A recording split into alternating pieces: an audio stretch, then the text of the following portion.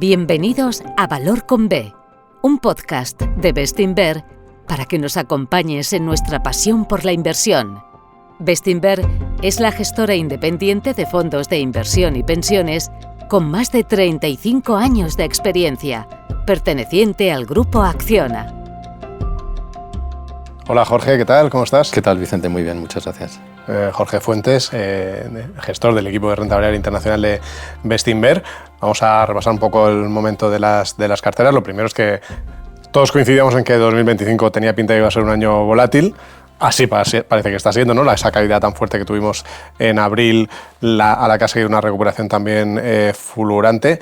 ¿Qué balance haces un poco de este momento? Bueno, volatilidad era una apuesta casi segura, pues por la personalidad del presidente que venía a sustituir a Biden, por la personalidad de Trump. Y raciones de volatilidad hemos tenido familiares, o sea, XL.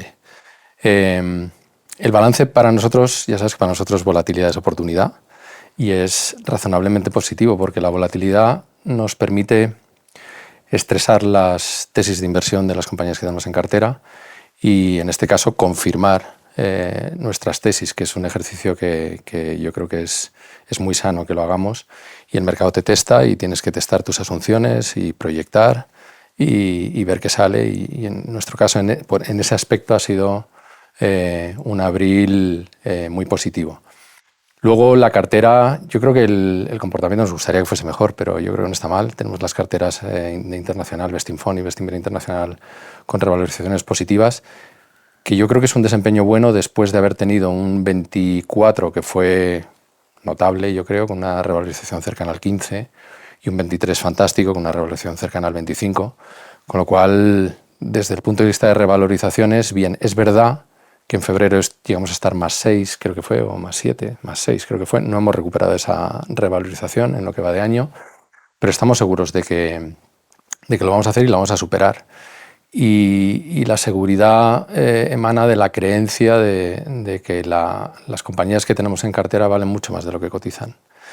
Tenemos compañías que son líderes en sus sectores, que están muy bien financiadas, no tienen deuda. En el cómputo general de la cartera hay alguna compañía que claro que tiene deuda porque está cometiendo una inversión o se ha comprado un competidor, pero nuestra cartera tiene caja neta. Es una cartera que está compuesta por compañías que están gestionadas por gente que admiramos, por gente que conocemos y admiramos, y luego que está cotizando, los negocios de estas compañías están cotizando muy por debajo de su valor fundamental. Entonces, pues estamos seguros que es cuestión de tiempo en que recuperamos los máximos de febrero y los superamos ampliamente. Y luego yo creo que es interesante destacar que esta combinación de factores no garantiza los resultados a corto plazo, pero además no hemos renunciado ni al equilibrio ni a la diversificación por sectores, por geografías de la cartera, con lo cual eso nos aísla mucho de los vaivenes macroeconómicos, de lo que hagan los tipos de interés, de si esta zona económica crece ahora más o crece ahora menos, o del riesgo geopolítico que está en todos lados. Si tú miras la composición de la cartera sectorial, pues el sector industrial es un 15%, que es más o menos lo que pesa consumo cíclico. El sector de tecnología, medios de comunicación y telecomunicaciones pesa más o menos por ahí, creo que es un 14%. El sector de recursos básicos, que ahí englobamos energía, mineras, incluso cementeras, es un poquito más, es un 16%. El sector financiero, que también incluye, aparte de bancos, Berkshire o Exor, que es el holding de la familia Agnelli, que son empresas financieras, pero nada tienen que ver con el negocio bancario, pues es un 13%. Y luego hay un saco en el que metemos aquello que llamamos consumo no cíclico o no dependiente tanto del ciclo económico, que hay cosas de salud, como Philips o Glaxo, o hay consumo estable, como puede ser Reckitt o Heineken, que no se despeinan cuando la macro estornuda, por decirlo de alguna forma, y ese pesa un poquito más, un 19%, con lo cual, oye, sin renunciar al equilibrio y a la diversificación, estamos razonablemente satisfechos de lo que llevamos de 2025. Comentábamos esa volatilidad que también hemos visto en forma de incertidumbre en las propias compañías, ¿no? Muchas compañías diciendo que al no saber dónde van a estar los aranceles y demás, les cuesta dar previsiones a futuro. Sobre todo por la volatilidad de los aranceles, porque si más o menos tuviésemos claros cuáles van a ser, las compañías podrían guiar con más o menos dificultad. Y ahí ¿cómo lo hacéis vosotros desde el punto de vista de la valoración? Porque claro, al final, si las propias compañías les cuesta poner cifras por la variabilidad que perciben, ¿vosotros cómo lo trasladáis eso a la valoración? ¿Exigís una prima adicional? ¿Cómo lo hacéis? Un descuento adicional, ¿te refieres? A ver, lo primero es que sin que sirva de eximente, yo creo que sí es un gran atenuante que las compañías o muchas compañías no guíen, porque es un entorno tan incierto que de poco sirve guiar. Afortunadamente en nuestra cartera no estamos en esa situación. El grueso de las compañías que tenemos en cartera no depende de la política arancelaria norteamericana. Pero bueno, no somos inmunes a ella. Hay partes de nuestra cartera que se van a ver afectadas, claramente, y las hemos estresado. Y luego el impacto que esos aranceles en la confianza, en la inversión puedan tener, pues nos va a rozar o nos va a golpear. Yo no creo que sea golpe, pero sí nos va a impactar de alguna u otra manera. Cuando decías qué hacemos para ajustar las valoraciones, para protegernos de esa incertidumbre, tienes que tener en cuenta que esta es una incertidumbre a corto plazo. O sea, para nosotros lo que vale un negocio no es lo que vaya a generar en el 25 o en el 26 con los aranceles, sino lo que un negocio es capaz de generar para sus accionistas en los próximos años. Entonces, oye, yo entiendo que muchas compañías no quieran guiar, porque además el mercado es como es decir, una desviación en una guía trimestral, pues hace 10 años era un impacto para arriba o para abajo en la cotización del 10%, que lo comentábamos justo antes de que empezásemos la conversación tú y yo tomando un café, ahora es un 30%. Entonces, ¿cuál es el riesgo de un equipo gestor guiando cuando luego se puede desviar y su acción colapsar? No merece la pena. Pero vamos, el valor de un negocio o el valor de una compañía o del negocio de una compañía no depende de lo que vaya a pasar en una guía trimestral de 90 días. Y luego es que vivimos en un mundo muy peculiar, esa es la verdad. Vivimos en una sociedad que tiene, a ver si lo explico sin que parezca frívolo, tiene alma de folclórica, es decir, que vive con una intensidad y con una pasión todo lo que lee, todo lo que escucha, todo lo que ve, pero a la vez tiene memoria de mosquito, es decir, a las 2 semanas o a los 2 días se le ha olvidado completamente.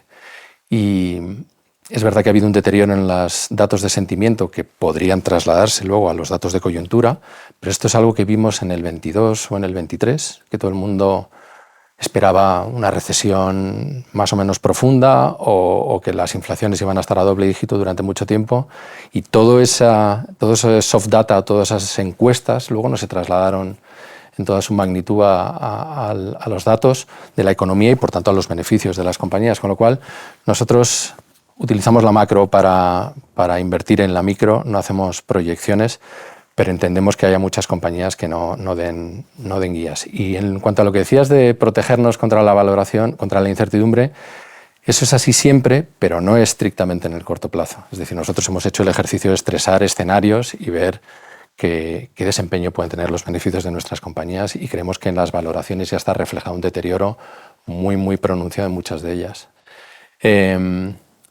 Es que esto siempre lo hacemos, o sea, no es ahora por la política arancelaria de Trump, lo hicimos en el COVID, lo hicimos en la guerra de Ucrania, lo hicimos con los tipos altos. Entonces, nosotros siempre, no es lo mismo un negocio que te permite dormir a pata suelta, que su destino depende mucho de él, que un negocio que te causa horas de insomnio porque su destino no está en sus manos, sino que depende de una regulación o unos tipos de interés o lo que sea. Tenemos de esos pocos negocios, pero algunos claro que tenemos.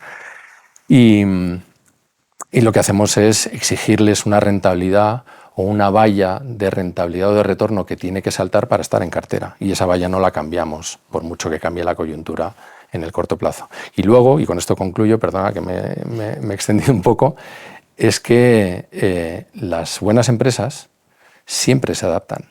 Hemos tenido un caso, pues ahora muy reciente en el COVID. Las buenas empresas no solo se adaptan, sino que salen reforzadas de las crisis. Y lo hemos visto, no sé, en Rolls, en Meta, en Inditex, en tantas compañías que sufrieron mucho en el 22 o en la postdata del COVID. Y fíjate ahora cómo están. Entonces, desde ese punto de vista, estamos tranquilos también.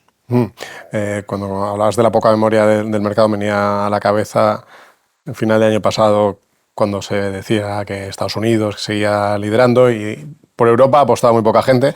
Vosotros lo dijisteis, de hecho lo escribisteis en vuestras cartas trimestrales.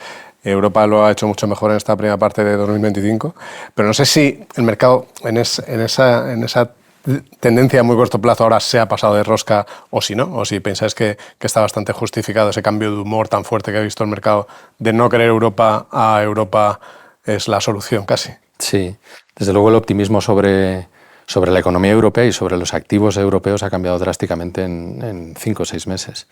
Yo, gracias por recordarlo a nuestros espectadores, invito a todos ellos a que lean la carta del cuarto trimestre porque fue una declaración un poco en el desierto del atractivo no solo de la economía europea, que estaba mucho mejor que hace 10 años, cuando estábamos debatiendo si nos salíamos del euro, y de un sector privado que se ha desapalancado completamente en estos últimos 10-15 años, sino a la valoración de las empresas europeas en el mercado que cotizaban con unos descuentos históricos cuando esas propias empresas estaban mucho más diversificadas, habían reducido sus niveles de endeudamiento y la gobernanza había mejorado o ha mejorado sustancialmente en los mismos años y había valoraciones en mínimos históricos. Entonces, ha cambiado muchísimo. Desde luego el optimismo en Europa ahora es mucho más acusado de lo que era y justo en Estados Unidos el péndulo ha hecho así. En Estados Unidos todo el mundo creía que iba a salirse del mapa en el 26, en el 25, en el 26 y para siempre, y los activos, muchos de ellos cotizaban con una prima muy importante frente a los europeos y eso se ha desvanecido en gran medida en lo que llevamos en tan solo 4, 5, 6 meses. Lo que pasa es que, como vivimos en un mercado peculiar, que es esto que acabas de mencionar, es una prueba flagrante de esa alma de folclórica y memoria de mosquito del mercado, como el relato dicta, la rentabilidad dicta el relato, pues el relato ahora es que Europa lo va a seguir haciendo fenomenal y Estados Unidos ha perdido todo el lustro que tenía, la excepcionalidad que dicen los cursis, por un cuadro macro complicado, que nosotros hacíamos referencia a él hace unos meses, y por una prima de valoraciones que nosotros, en términos generales, no encontramos. Y esto es relevante por varias cosas. Primero, porque el cuadro macro era igual hace 6 meses o hace un año que lo que es ahora, es decir, la deuda de Estados Unidos ha crecido mucho en los últimos 10-15 años. Bajo la presidencia de Biden se ha incrementado bastante, es verdad que ha habido un COVID, pero se ha incrementado bastante y los déficits siguen siendo y se han ampliado mucho en los últimos años, es decir, nada ha cambiado en estos últimos meses. De hecho, si me apuras, muchas de las medidas anunciadas por la nueva administración van dirigidas a revertir esos desequilibrios. Lo que pasa es que la forma en la que se anuncian o la forma en la que se implementan pues no es todo lo ortodoxa que a nosotros nos gustaría o al mercado le gustaría. En cuanto a Europa, a nivel macro, pues tiene un reto fabuloso por delante. Y cuando digo un reto es que lo que llamamos del 26 no ha habido ninguna mejora sustancial sobre donde estábamos hace meses, cuando todo el mundo estaba horrorizado. Pero es verdad que los inversores le están dando la oportunidad a Europa o le han dado la oportunidad a Europa de estimular fiscalmente su economía, que es algo que no ha hecho, a diferencia de Estados Unidos, en los últimos 10-15 años. Si tuviésemos en el mercado de bonos las primas de riesgo que le exigen los ahorradores a Estados Unidos, otro gallo cantaría. Es verdad que toda Europa se está beneficiando del balance robusto y solvente de Alemania o de unos cuantos países del centro de Europa, pero hay otros tantos que no lo tienen así, tienen grandes deudas y grandes déficits, muchos de ellos en el sur de Europa, pero el mercado le ha dado esa oportunidad a los políticos europeos. El problema es que los políticos europeos no suelen dejar pasar una oportunidad de perder una oportunidad. Entonces, en Bestinver somos optimistas porque es nuestro temperamento y para invertir en bolsa a largo plazo hay que ser optimista, hay que ser empresario o tener ánimo de empresario, pero somos muy realistas y 2026 va a ser una prueba importante en este sentido. Y en cuanto a las valoraciones, en Europa ha habido mucha dispersión. Me preguntabas o dónde hay valor o dónde no hay valor, si va a seguir así, si no va a seguir así. Desde luego, los múltiplos de muchas compañías, que muchas de ellas nosotros las teníamos o las teníamos en cartera, en estos primeros meses del año se han expandido de manera fulgurante. Ha habido revalorizaciones que quitan el hipo. Estoy hablando de todo lo que tenga que ver con defensa, pues ha hecho un por 2, un por 3, y la gente lo sigue empujando, como si la valoración diese igual. Compañías que nuestros partícipes conocen muy bien porque llevamos muchos años con ellas. Heidelberg-Cement. Heidelberg-Cement está ahora en 170, 180 euros. El pasado verano, que es antes de ayer, le estábamos incrementando nuestra posición por debajo de 90 euros. O sea, es que ha hecho un por dos en 8 meses. Bancos comerciales que se han beneficiado en el ciclo anterior de subidas de tipos y lo han hecho muy bien. Pues Commerzbank, que está en Alemania y todo lo que es Alemania, pues fíjate, ha hecho un más 70 en el año o algo así. O sí, yo creo que es más 70. Unicrédito o la propia Rolls han hecho más 50. Y claro, los márgenes de seguridad a los que cotizan yo creo que son discretos, por decirlo de alguna forma. Nosotros seguimos viendo valor en algunas de ellas, otras tantas nos las hemos quitado porque el precio manda. Y la gente lo que dice es que esto ahora va a seguir. O sea, nosotros recibimos a muchos analistas y hablamos con otros inversores que nos persuaden para comprar estas compañías cuando hace 2 años o 3 años nos miraban con cara asombrada porque nosotros decíamos que nos parecía que estaban tiradas o baratísimas y que la ecuación rentabilidad-riesgo era maravillosa, y todos ellos tenían una opinión muy, muy, muy mala de ellas principalmente porque habían caído. Y lo que hace la gente es extrapolar el pasado reciente y fabricar un relato para justificarlo. Entonces, bueno, la respuesta muy larga para decirte que nosotros en Europa hemos visto que muchas cosas ya no son tan atractivas como antes. Hay otras tantas que sí. Todo lo que tenga que ver con China, que es un ciclo que el mercado europeo depende en algunas cosas de China, está súper deprimido. Todo lo que tenga que ver con el sector manufacturero, que llevamos en recesión o prácticamente en recesión 2 años. Nadie lo quiere tocar. Todo lo que tenga que ver con consumo estable en Europa. Staples, alimentación, la propia farma, que tiene riesgo regulatorio en Estados Unidos, cotizan con descuentos históricos. Y son compañías que nosotros, pues mira, Heineken, Philips, pero vamos, sin irnos a compañías así, compañías más percibidas como value, que lo de value me parece que es un oxímoron cuando hablamos de compañías que están baratas, sean de la naturaleza que sean, pero vamos, la propia Arcelor, te estoy hablando de que acabo de citar compañías Glaxo, Philips, Heineken, Arcelor, que son compañías que están cotizando en mínimos de los últimos 10-15 años, 10-15 años que se dice pronto, cuando son compañías mucho mejor gestionadas, con sus negocios mucho más rentables que en el pasado, y están en mínimos históricos de valoración, pero nadie las quiere tocar. Y en el caso de Estados Unidos, el problema que hay en Estados Unidos es que el relato es insoportable, porque la gente dice que está muy caro, y es verdad que hay algunas compañías maravillosas que están muy caras, o muy caras en términos relativos. Algunas de ellas son las Max 7, y tú y yo comentábamos hace un ratito algunas que no están muy caras. La propia Meta, que la tenemos en cartera, no está muy cara, pero Google, que no la tenemos en cartera, objetivamente está barata. Lo que pasa es que uno tiene que enfrentarse a unos riesgos que son complicados de acotar. Pero bueno, hay algunas compañías que están carísimas, igual que en Europa, pero luego, por debajo de ese grupeto de compañías que están muy caras, que son maravillosas y son negocios estupendos, hay otras tantas compañías en Estados Unidos cuyos crecimientos, rentabilidades, balances se parecen bastante a los de Europa y que cotizan con unos múltiplos muy parecidos a los europeos. Si me apuras, muchas de ellas con descuento respecto a Europa, con respecto a hace 5, 6, 7 meses. Entonces ahí hay una oportunidad que nosotros no vamos a dejar de ofrecer a nuestros partícipes. Queremos que sean dueños de compañías fabulosas en un continente, Estados Unidos, que es la primera potencia del mundo, que es una isla energética, que tiene la mejor productividad de todo el planeta, tiene la mejor tecnología del mundo, tiene empresas que son, en términos de gobernanza, en muchos casos, mucho mejor que las europeas, son mucho más ágiles, y no vamos a dejar de ofrecerles esa oportunidad a nuestros partícipes porque estén en Estados Unidos. Con lo cual, ¿hay una oportunidad en Europa? Sí. ¿Hay una oportunidad en Estados Unidos? Sí. Nosotros no somos de blanco-negro, somos de grises. Y vemos las dos cosas bien. Decíais en la última ficha, bueno, entiendo en el informe trimestral, que habíais aumentado el potencial de las carteras. Entiendo que con estos movimientos, ¿no? Bueno, es que ese es nuestro trabajo del día a día. O sea, nosotros estamos en cocina, luego hablo aquí contigo, lo ven nuestros partícipes y se creen que estamos aquí como si fuésemos el lobo de Wall Street diciendo compra, venda, pero nosotros lo que estamos es analizando todo el día o arbitrando la oportunidad que hay entre los retornos acotados por riesgo de las compañías que tenemos en cartera y las que están en despensa, que son compañías que nos encantaría tener en cartera, ser sus propietarios o ser dueños de esos negocios. Lo que pasa es que el precio no nos ofrece el retorno o el margen de seguridad que le exigimos para que entren en cartera. Entonces, eso es lo que hemos estado haciendo.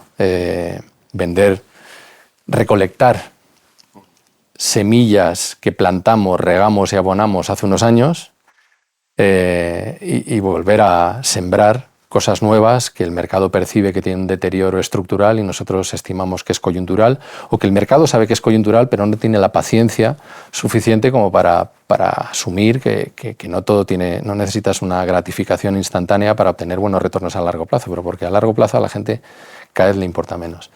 Con lo cual, pues sí, hemos estado incrementando la rentabilidad sin sacrificar el equilibrio, la diversificación y el riesgo que asumíamos antes de estas caídas. Jorge, hemos cerrado también el trimestre. ¿Qué tal le ha ido? Siempre hacéis la imagen, ¿no?, de Bestinfond o de la cartera internacional como una empresa que tiene debajo muchos negocios. ¿Qué tal le habría ido a las empresas que componen la cartera internacional en resultados en el trimestre? En este trimestre, el primer trimestre del 25, pues le ha ido bien. Es que yo creo que casi todas las empresas, quitando unas cuantas que están en esos sectores que están cíclicamente deprimidos, yo creo que en términos generales a las empresas les ha ido bien, pero es que el día de la liberación famoso fue el 2 de abril. Y desde entonces ha habido zigs y zags en las políticas arancelarias o verbales que han sido brutales. Con lo cual, si tiene que haber un impacto o por el shock en la confianza o por la falta de inversiones o por el formato museo de cera en el que está media economía del mundo, se va a dejar sentir pues, a partir de verano, otoño o invierno. Entonces, los resultados trimestrales han sido buenos. Pero por encima de esa consideración es que yo creo que los resultados de los últimos 90 días no dicen nada de nuestra empresa. Déjame explicarle a los espectadores que no sepan a lo que nos referimos cuando hacemos este marco analítico de ver Bestinfond o Bestinver Internacional como nuestra empresa, que es como lo hacemos, porque el equipo gestor tiene sus ahorros metidos en nuestra empresa. Cuando decimos que es nuestra empresa es que somos propietarios de una compañía holding, por decirlo de alguna forma, que invierte en diferentes geografías o en diferentes sectores. Ahora mismo tenemos invertidos pues, 2/3 de la cartera en Europa y 1/3 en Estados Unidos, porque la oportunidad que vemos relativa es diferente. Antes era incluso un poco más en Europa, ahora un poco más en Estados Unidos frente a lo que teníamos antes, porque los precios mandan. Cuando uno analiza el destino de los beneficios o de las ventas de nuestras compañías, a pesar de donde esté su código postal, por decirlo de alguna forma, es una empresa muy diversificada. Es 1/3 Estados Unidos, 1/3 Europa y 1/3 emergentes. Todo emergentes hay muchas cosas. Bien, como contabilizamos los resultados de nuestra empresa y los proyectamos para el futuro, cogemos las ventas que hace cada empresa nuestra, cada filial nuestra, ajustadas por el peso en cartera. Luego vemos los márgenes que generan esas ventas y una vez que tenemos esos márgenes, esos beneficios, calculamos una conversión en la caja, que es lo que nos importa, ¿verdad? El flujo de caja libre, que es básicamente hacemos que nuestras empresas inviertan en todo lo que les hace falta para funcionar y crecer y vemos lo que nos queda como accionistas. Y con eso que nos queda de accionistas, que es lo que proyectamos a largo plazo, vemos cómo resulta el balance de nuestra compañía, es decir, esos resultados, ese capital que se va generando puede ir a reducir deuda, puede ir a pagar dividendos, puede ir a recomprar acciones. En nuestro caso, nuestra empresa no tiene deuda. Del valor liquidativo de Bestinfond, que debe ser, no sé, 280 euros, pues casi 30 son caja. Tenemos un 10% del valor liquidativo en caja, que nos da una opcionalidad para que nuestras empresas compren competidores o entren en mercados deprimidos fabulosa, que no se refleja en el múltiplo de valoración y nos da mucha estabilidad ante lo que hagan los tipos de interés, por decirlo de alguna forma. Y luego con ese balance pues calculamos los retornos, que en este caso es en torno a un 4, un 5% entre dividendos y recompras. Hay 2/3 de nuestra compañía que está recomprando acciones propias, que es una especie de refutación por parte de los equipos gestores del valor que vemos nosotros en nuestras filiales, que están recomprando acciones en el mercado porque cotizan sus activos o sus negocios con mucho descuento. Entonces, lo que haya pasado en este último trimestre es insignificante. Lo que sí es importante es que esto es un cuadro que presentamos también. Este fue en la anterior carta, en la del primer trimestre, porque los resultados anuales solo los conocemos en los resultados de marzo. o en los resultados anuales que se publican a febrero, marzo más o menos. Entonces, en el primer trimestre hicimos el cuadro de lo que proyectamos de nuestras empresas a futuro. Y pues mira, en el 2024 las ventas crecieron en torno a un 3, pero el flujo de caja normalizado en torno a un 15. En el 2025 creemos que las ventas van a crecer en torno al 6, es decir, doblar, que yo creo que es un desempeño notable. Es verdad que hemos rebajado esa estimación, la teníamos en torno al 8, al 9 de crecimiento en ingresos y ahora estamos en 6 porque nos tenemos que proteger de la incertidumbre a la que tú hacías referencia hace un minuto. Y el flujo de caja creo que se incrementa, creo que es en torno al 9. Antes teníamos en torno al 13 o al 14. Es decir, hemos rebajado nuestras proyecciones para el 25. Pero un 25 que creemos que es un año de siembra para muchos de nuestros negocios. 26, 27 y 28, que es lo que nosotros hacemos, damos una proyección, una estimación de lo que creemos que van a crecer nuestros resultados en los próximos 3 años, en este caso 3 años y medio. Las ventas a nivel acumulado van a crecer en torno al 32. Y los resultados, los beneficios o la conversión de esos beneficios en caja en torno al 65. Entonces eso es lo que podemos esperar de nuestra empresa o de la empresa de todos nuestros partícipes, que es Bestinfond o Bestinver Internacional, que hay variaciones mínimas entre uno y otro fondo.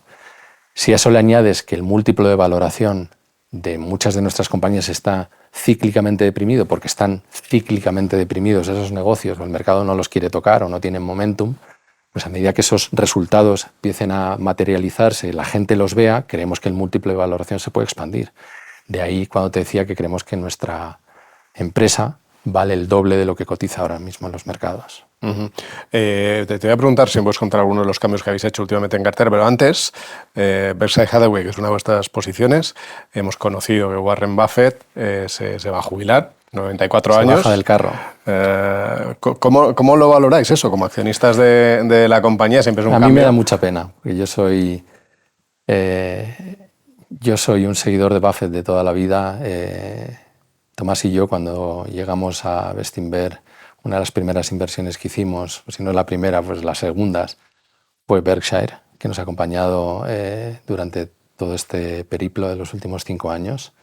Nos ha dado unas revalorizaciones fantásticas y además asumiendo el menor riesgo posible, porque hay pocas empresas tan sólidas, tan predecibles, tan estables como Berkshire. El problema es que la valoración manda y la valoración se ha expandido bastante. De hecho, Estados Unidos, ajustado en euros, pues después del rebote, está a -8, -10, y Berkshire estaba pues, +5, +10 hasta hace nada. De hecho, en dólares, cuando todo Estados Unidos estaba a -15, esto estaba a +15. La gente se protege en Berkshire cuando viene tempestad. De hecho, recomiendo a la gente que en el blog del equipo de inversión hicimos una entrada explicando pormenorizadamente el caso de Berkshire y lo llamamos un ancla en nuestras carteras, y eso es lo que ha sido en los últimos 5 años, gracias a Dios. Hemos reducido por valoración, no hay mucho más. La sorpresa es que después de haber reducido, Buffett anunció su salida. Nosotros no teníamos ni idea. Lo es que esta salida de Buffett lleva cacareándose en el mercado pues años. Yo con José María Díaz Vallejo, que es un miembro ilustrado del equipo de inversión, estuve en Omaha hace 12 años y ya le preguntaban a Buffett y a Munger qué iba a pasar cuando se retirasen, y ya daban buena cuenta de cuáles eran los planes. La reflexión que yo hago es que es imposible que Berkshire sea lo mismo sin Buffett y sin Munger. Son de las dos mentes más brillantes del mundo de las finanzas de los últimos 50 años o 60 años de la historia. Todo el conocimiento acumulado de estos dos tipos pues no va a estar. Pero vemos a Abel como un buen custodio de los planes de Buffett que llevan tejiéndose muchos años para que la cultura empresarial de Berkshire, la cultura es aquello que hace la gente cuando nadie le ve. Entonces, la cultura de Berkshire, que es una cultura basada en la confianza, en dejar hacer a los equipos gestores, en la honestidad, en el largoplacismo, creemos que Abel va a ser un custodio maravilloso de todo eso. Es verdad que hay una cuestión que nosotros no sabemos responder, que es cómo va a actuar Abel, porque no es solo Abel. Abel lo que es un tecnócrata perfecto, pero eso hay unos cuantos tecnócratas. Está Jain en la parte de reaseguro, están Bessler y Combs en la parte de inversiones y el propio Abel en la parte de energía, y ahora como comandando todo el conglomerado, tenemos la duda, la debería tener todo el mundo, de qué va a pasar cuando muchas veces Berkshire o a Buffett y a Munger no les ha temblado el pulso cuando las cosas peor se han puesto, es cuando ellos han hecho grandes inversiones. Y creemos que va a ser así. Que Buffett le ceda el testigo ahora a Greg Abel cuando hay una incertidumbre manifiesta en la economía y cuando el mercado está volátil, yo creo que es una prueba de confianza en la persona de Abel y en la solvencia y en la estabilidad de Berkshire, que por supuesto la tiene porque pues, sus activos son irreemplazables y muchos de ellos son súper estables y súper predecibles. Hablo de la parte ferroviaria, de la parte de energía, de la parte de reaseguro, que está súper capitalizada.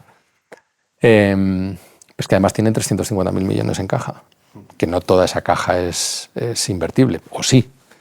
Es decir, Berkshire Hathaway, a pesar de que está cara, sigue siendo súper predecible, súper estable, y no solo es defensiva, sino que es antifrágil, que es lo que decía Taleb, el concepto este tan bonito de Taleb de antifragilidad, que es que en este caso no es una compañía que se va a beneficiar de cuando llegue la tormenta. O sea, no solo no va a hundirse porque llegue la tormenta, sino que se va a beneficiar de la tormenta. Es una compañía que se fortalece cuando todo el mundo está sufriendo. Entonces, bueno, pues asumiendo que esto tenía que pasar, tiene 94 años, su gran compañero, su socio de inversiones, su reverso de la moneda, ha fallecido hace nada, yo lo entiendo perfectamente. Está bien él físicamente, está bien cognitivamente. Es verdad que habla un poquito más despacio. Cualquiera que haya asistido a la junta o lo haya visto en las redes o en los medios de comunicación ve que habla más despacio, pero el tío está como nunca, como siempre, vamos. Y que lo haga ahora a nosotros nos parece que es pragmatismo, sentido común y bien. Y estamos... A mí hay una parte que no me resisto a no comentarte. El compromiso sentimental de Buffett con muchas de las participaciones que ha ido acumulando a lo largo de estos 50 años, los 60 años, es muy grande, porque le ha comprado esos negocios a los fundadores, conoce a los propios fundadores o a sus descendientes. Hay muchos negocios que nosotros creemos que no cumplen los estándares de rentabilidad que podríamos exigirle a un Berkshire. No hay nada que decir, porque pesan poco y tal. Pero no es descartable que Abel, en términos de asignación de capital, decida que esos negocios, que serían el sueño dorado de muchos private equity, porque son negocios desapalancados, estables, rentables, bien gestionados, pues decida desprenderse de ellos. Y luego es imposible no tener pena, pero es verdad que hay muchas compañías cotizadas en Estados Unidos y en Europa que una vez que sus propietarios o sus fundadores han dado un paso atrás, han seguido generando valor para sus partícipes. Apple, después de Steve Jobs, en manos de Tim Cook, hablando de Berkshire. Amazon, se fue Bezos y está Andy Jassy y lo está haciendo fenomenal. O la propia Inditex. Amancio Ortega dio un paso atrás y ahora el señor Maceiras, que es un tecnócrata perfecto, es el nexo de unión entre un equipo muy profesional que sabe cómo gestionar el negocio y la familia propietaria. O sea que, bien. Apenados pero confiados. No sé, ¿puedes comentar alguna compañía que hayáis aumentado participación o que hayáis comprado en estas últimas semanas? Bueno, yo emplazo a todo el mundo a que lo lea dentro de poco en nuestra carta, que es donde hacemos esos anuncios públicos, pero claro que sí. Fíjate, hemos comprado compañías que habíamos vendido hace unos meses. O sea, habíamos recortado flequillo de manera muy decente a Pandora. Pandora está en 1.400 coronas danesas y en abril se fue a 800. Estamos hablando de caídas del 40%, que es una barbaridad. La propia Meta estaba en 740, 750 en febrero y estaba por debajo de 500 hace unas semanas. En euros son caídas de casi el 40 también, o del 30 y tantos, que es una barbaridad. En esas hemos incrementado. ArcelorMittal, que es un caso muy bonito de inversión en valor con mayúsculas, que comentamos en nuestra última carta, que le recomiendo a la gente que le eche un vistazo. ArcelorMittal empezamos a comprar en torno de 20, 21, 22 y se fue a 32 porque todo lo que ha sido incluido en los ETFs o en las cestas, estas que emiten los bancos de inversión o los supermercados de fondos de inversión, temáticas, y que es como la gente cree que se consiguen rentabilidades a largo plazo, que es ir subiéndote en modas de este tipo a través de un ETF, pues todo lo que se ha incluido en posible reconstrucción de Ucrania o paz de Ucrania, o estímulo fiscal alemán, o estímulo o gasto militar o gasto en infraestructuras, todo eso ha volado y se fue a 33. O sea, estamos hablando de subidas del 40, del 50, pero nos ha dado otra vez oportunidad porque cayó con los aranceles. Entonces son cosas que hemos incrementado y luego estamos picoteando o estamos fabricando posición en compañías en Estados Unidos de consumo discrecional, que todo el mundo prevé que va a haber una recesión en Estados Unidos y hay una especie de quiniela en directo de si un 30, un 40, un 50% de probabilidades de que la haya, y todo eso ha sufrido muchísimo y encontramos valor de compañías que hemos seguido durante mucho tiempo y se han puesto a precio. Y en el sector de los fabricantes de semiconductores hay un subsector que son aquellas empresas que les fabrican o fabrican las máquinas para hacer esos semiconductores. Para nosotros los semiconductores, ya lo sabes, son las mineras del siglo XXI, y tú te puedes comprar una minera que tiene un apalancamiento operativo muy abultado, o te puedes comprar aquella compañía que le vende equipamiento a la minera. Pues en ese subsector hemos encontrado valor, ha habido caídas brutales, pues todo lo que son los aranceles a China, todo lo que es las dudas que hay con AI después de lo de DeepSeek y las prohibiciones o potenciales prohibiciones de vender equipamiento a China, y ahí hemos encontrado valor, que estamos encantados, estamos fabricando posición y yo creo que ya. ¿Y de dónde habéis reducido?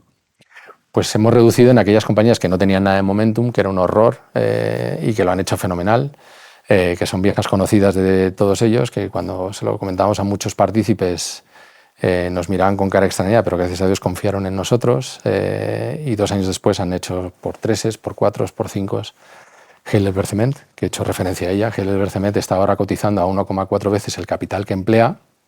Es verdad que la rentabilidad de ese capital ha mejorado, pero tampoco drásticamente.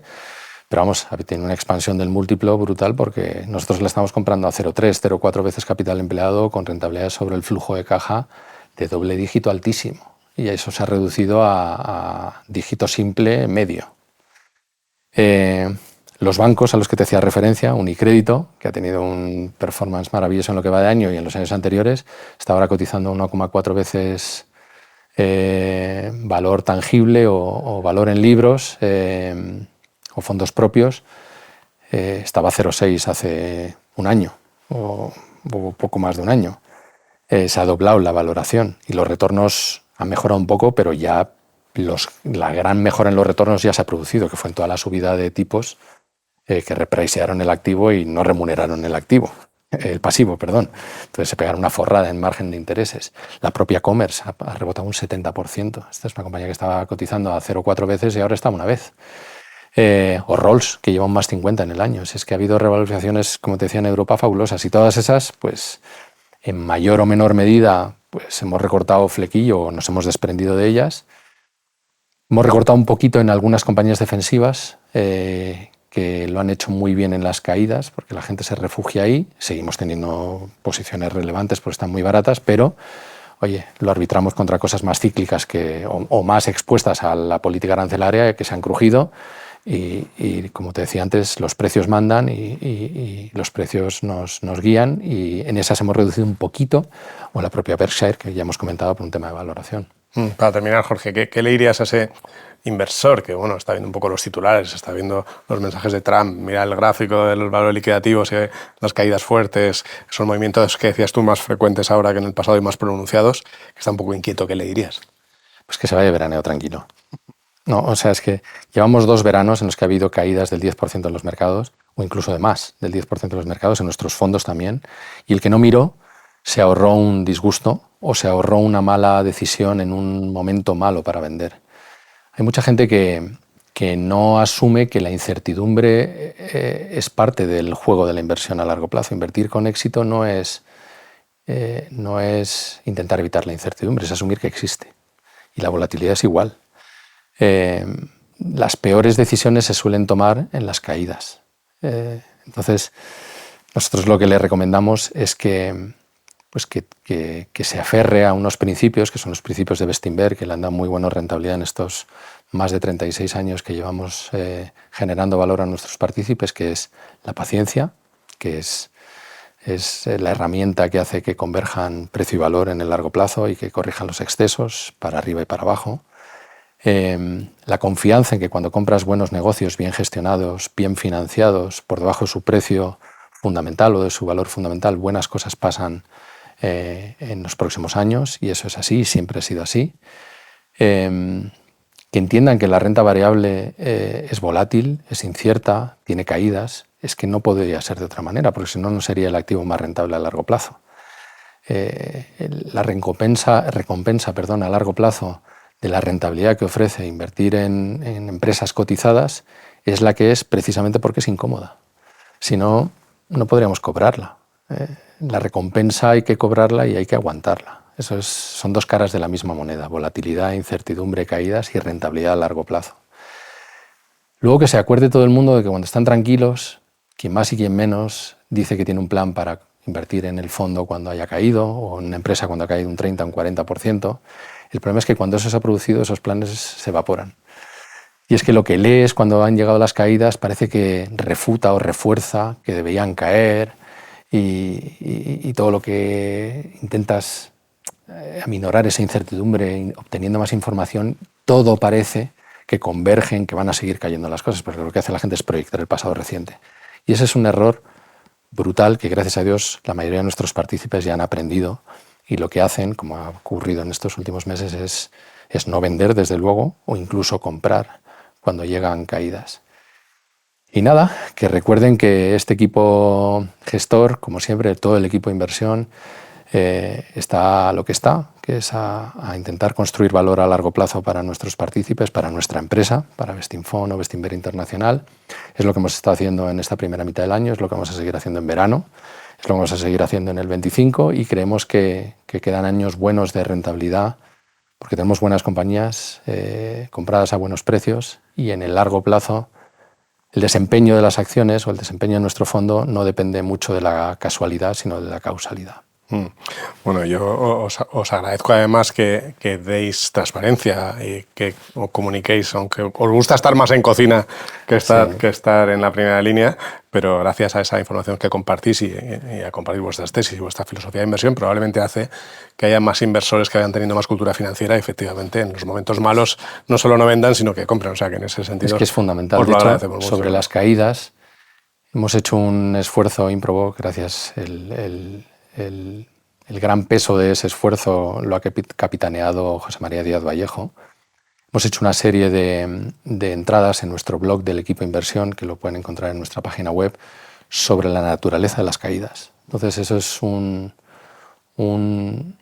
creo que es un bálsamo y una educación fantástica para la gente, para los inversores más noveles, y para la gente que se le olvida la teoría, que suele pasar y puede pasar en verano, en lo que queda del año, porque es así.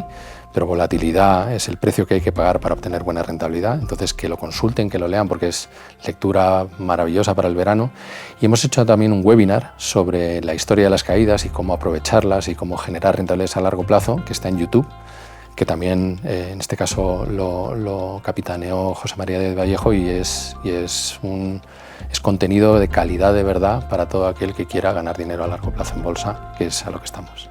Y ahí están los resultados. Así que muchas gracias por ello y por vuestro tiempo, Jorge. Gracias. Gracias por escucharnos. Volveremos pronto con otro episodio de Valor con B, un podcast de Bestinver. Hasta pronto.